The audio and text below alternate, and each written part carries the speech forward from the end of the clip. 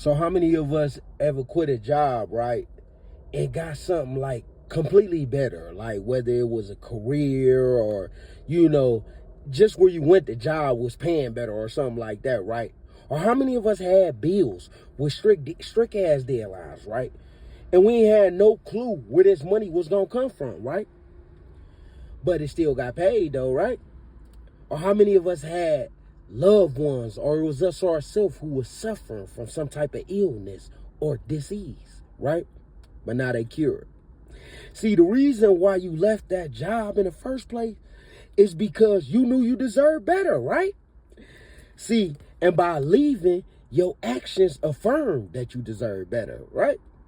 And when you had them bills with them strict ass deadlines and no idea on how to pay them, they still got paid because you affirmed trust in the process, huh? And stayed steadfast when you used to panic, huh? We don't panic no more, do we? Yep. Or when them loved ones, or it was you that was in that state of deep suffering that we talking about. You didn't come out of the shit because of the medicine, huh? See, you came out of it because, or your loved one came out of it because on a core level, they believed that they was going to heal, which affirmed their faith, huh? See, when you affirm your way out of something, what you really doing is affirming your way in. Let's get into it, huh? Let's say you feeling worried or anxious right now, and you don't want to feel that way, huh? Now, we know you could take deep breaths and stuff like that, but to stay on the subject, once you start affirming, I'm immovable, I'm the best definition of peace, what you're doing is affirming your way out of the negative situation or state that you in and affirming your way in to the positive state that it is, huh? See, in the Circle 7 More Science Quran, there's accounts of Jesus being taught by a master sage named Manito, right? In this series called The Workshop of the Mind, I encourage anybody who into this type of knowledge to get into that, read it. The series the series called The Workshop of the Mind or whatever, right? Where Jesus learned all types of spiritual and metaphysical alchemy, including alchemizing affirmations, huh? See, when you affirm your way out of doubt with God is within me, you affirm your way into divine power and purpose. This is exactly what Jesus taught, and this is exactly what Jesus knew how to do, huh? What you think was happening in Romans when Paul was basically teaching the people of Rome and at that time different ways to alchemize affirmations? The Bible speaks to him saying, calling things that weren't as though they weren't, right? And who was Paul before he was this spiritual teacher or this martyr, huh? He was an initiate of Jesus, right? So in this series of the Workshop of the Mind, right, which is astral alchemy, another form of astral alchemy, because we know that the mind and the astral plane are one, right? And shout out to the people who know the alchemy of astral projection, right? Shout out to y'all, right? Hit that follow. But in this series, right, Jesus has on a spiritual tool belt, right? The Circle 7 Quran talks about him going up this spiritual ladder and him having to use his spiritual hammer. Now, for the people who wondering, right, where did he get a spiritual ladder and who gave him a spiritual hammer? These things all come from the imagination, right? You have a spiritual hammer. These are your spiritual tools. Visualize yourself climbing up that spiritual ladder of success, that spiritual ladder of money, huh? Hammering your way through that safe, huh? So, at this point, though, Jesus was being initiated into his own imagination, where he learned the alchemy of visualization and how to reconnect it back to the alchemy of affirmation, huh?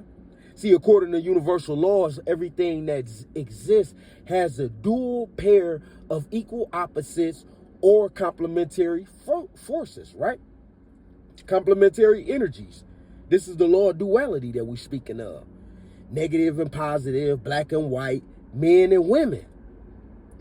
But For the advanced people on this channel, before anything manifests, there has to be a harmonizing process, right? Words got to match beliefs. Beliefs got to match actions. Actions have to match intentions, right? But coming back to the surface with it, because everybody can't spiritually swim yet, what we have to do is push ourselves to learn to visualize and affirm more. Shout out to Dr. Raul Nefer, amen.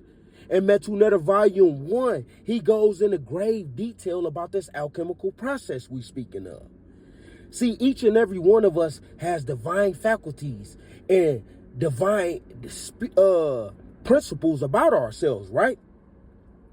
Now, of course, everything must align and follow this harmonizer process that I just laid out previously, right?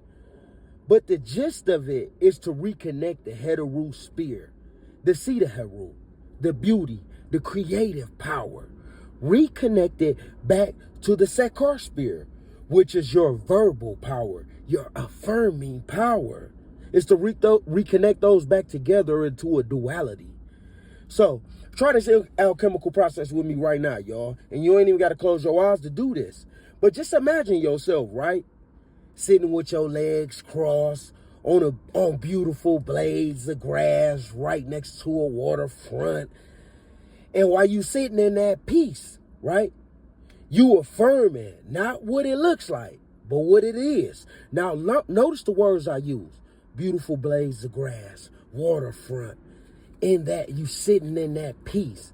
This is the Heteru power, the affirming power. The visualization power of Heteru, right? And you sitting in that peace and you affirming not what it look like, but you affirming what it is. This is the Sekar power, See, in this very moment, what you just did was you tapped into the Heteru creative aspect of yourself.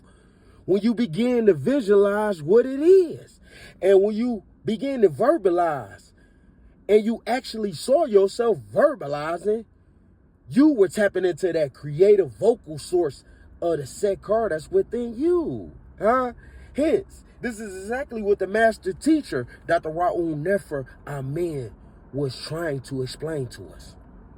See, your imagination's so powerful, right? They made a word to keep you out of it. What's that word, y'all? Delusional. Holding on to false beliefs or unrealistic ideas. But Jesus called things as they weren't as though they were. Which means he had to be a master at will at the law of assumption, which is just the alchemy of assumption. Get delusional. Be delusional, right? You gotta learn how to affirm shit that ain't as though it is. You gotta affirm shit that sound crazy. Listen, I would never have another old car in my life. The next one gonna be a truck, a brand new 20 year that is.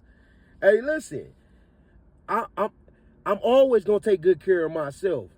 I'm always gonna find a way. Listen, be delusional with every fucking thing you say. When you step in a job, everybody gonna love me.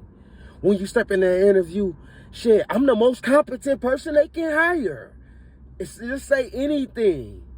Learn how to be delusional and assume things into existence. Learn how to visualize, learn how to vocalize, and bring those into a duality. This is Do, a master of himself. Travel wisely.